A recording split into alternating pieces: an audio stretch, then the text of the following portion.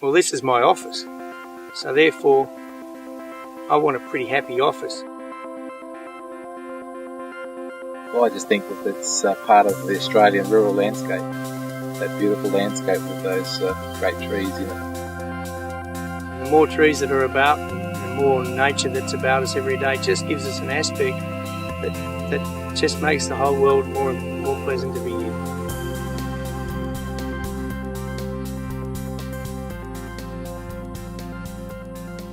Paddock trees, the essence of rural Australia, scattered through the farming landscape, elders bearing witness to the passing of time. Their values are many: shelter for stock, habitat for wildlife, and simple beauty. And they help connect us to places and to people. But they're disappearing, an ageing population slowly dying out, taking with them a quintessential characteristic of the Australian farm. In many landscapes, they're being lost at disturbing rates and will be all but gone in just a few decades. Meet Matt and Nathan. They've been charged with the task of making a film about the plight of paddock trees and why nurturing future generations of them is so important. But we'll catch up with those guys later. Out near Tarcutta, Liz McCallum has already been busy transforming her property, reversing the decline in paddock trees. When we first came here in 1987, one of the reasons that we liked it so much was that it was reasonably well treed. After having had a cyclone, we needed to do something about replacing trees, because some of the trees that were taken in the cyclone would have been at least 100 years old. So we decided that we would plant paddock trees, and planted about 280 trees in 3 different paddocks. So it's not easy to get the trees to grow in, individually like this, but it's quite surprising how well a lot of them have gone. I think the paddock trees are most important. Stock need shade in the summer, and they need shelter in the winter. The efforts of farmers like Liz can make a big difference. The hard data on the economic benefits of paddock trees is mounting.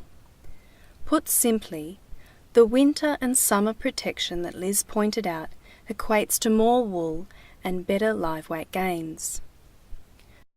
Programs like Murrumbidgee Landcare's cross-property planning project are assisting neighbouring landholders to protect their paddock trees and ensure there are future generations of them coming through. It's a win for agricultural productivity and for wildlife. Paddock trees often contain hollows, which scores of wildlife species depend on. That's a Major Mitchell's cockatoo. It's just fed its chicks in this old balar tree near Goolgowie. Another threatened species that uses paddock trees is the elusive squirrel glider. Especially when they're less than 50 metres apart and easy to glide between.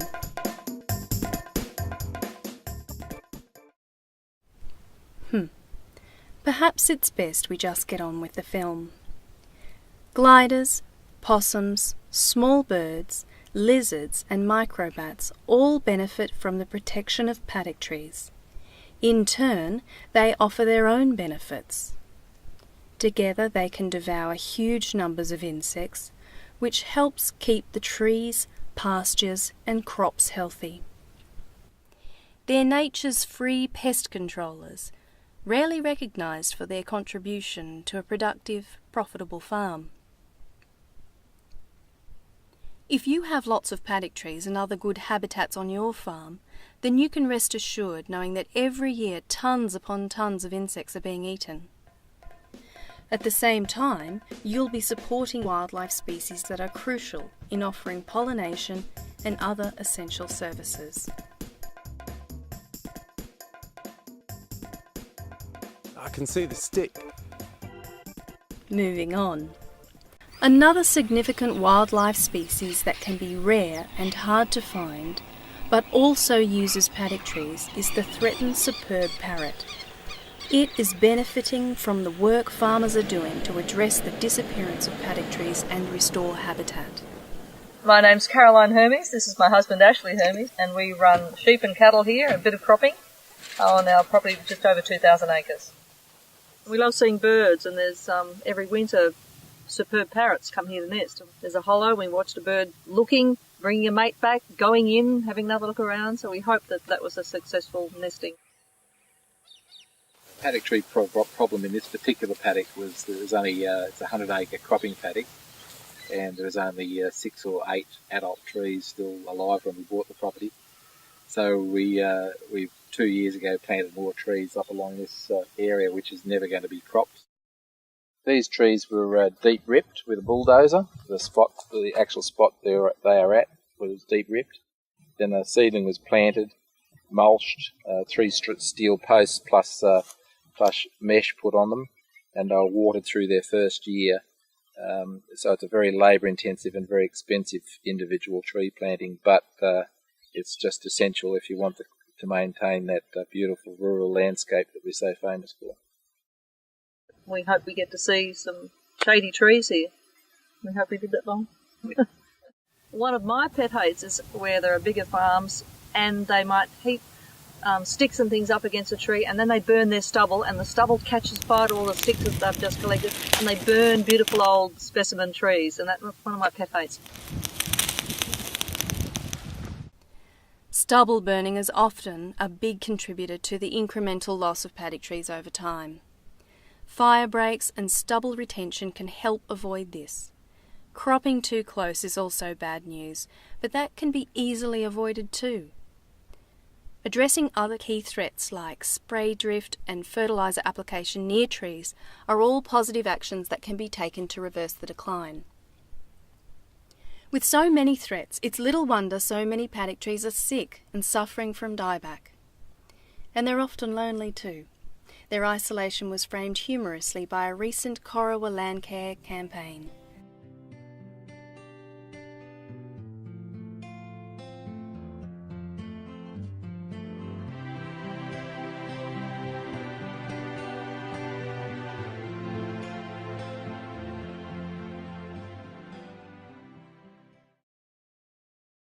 Fewer the trees there are, the more stocking pressure that's underneath them, and there's more fertility and all the problems that come with that, with compaction. And so I believe that too many people are concentrating on planting new trees and not looking after their old trees. We're trying to do both, and it's the paddock trees themselves.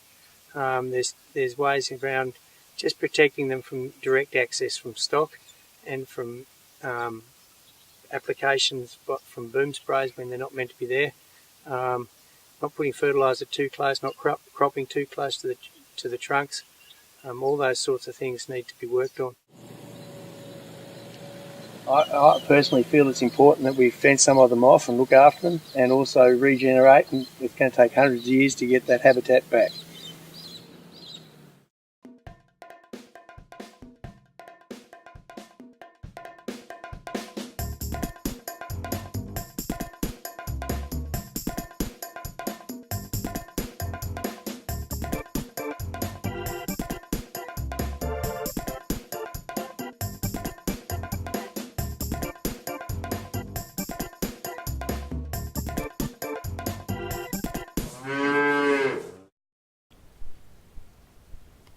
Constant grazing pressure is indeed a key issue. Without resting periods, grazing suppresses the regeneration of those young trees and can also lead to excessive nutrient build-up and soil compaction. The old trees become the living dead, with no certain future.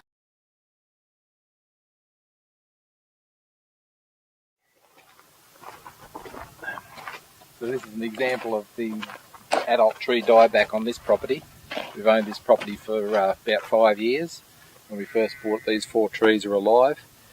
In the last couple of years, 2 of them have died, and the 3rd one's on the way out. Probably caused by livestock camping around the base of them, and wind and water washing away the topsoil, damaging the base of the root system of the trees. And so this is the sort of problem we have all over the property. This is another area up here on the hill where we had a large paddock of over 300 acres. We subdivided into smaller paddocks so that we can control the grazing pressure on these paddocks, especially during summer, and we can take stock off if they're starting to damage young trees. You can see the regeneration up on that hill there. That's all just come up naturally, and we're hoping to improve the number of adult trees into the future. With the right grazing regime, paddock trees have enormous potential. They act as wildlife stepping stones, allowing movement through the landscape, but they can be much more than that. They are the bare bones, the last survivors, the framework, ready to begin rebuilding patches of healthy bush. They can be connected to existing remnant patches and incorporated into revegetation works. This particular block we selected, there was 3 or 4 paddock trees still doing quite well in this creek. So we fenced this off about 10 years ago. A large number of regrowths were underneath the existing trees. So about half of these trees that are in here came up naturally, and the other half we topped up with extra plantings. Reinstating an understory of native shrubs and grasses, retaining fallen timber, and allowing the fungi and underground microbes to flourish once again all helps to create a more complete, self-sustaining system. These various parts are all bound together, linked ecologically. The more parts present, the more wildlife, and the more positive effects on soil health and the whole farm operation. The alternative of treeless rural landscapes is unimaginable. Rather than standing by and watching the values of these icons steadily vanish, it's inspiring to see farmers stepping up, protecting the old giants and nurturing future generations.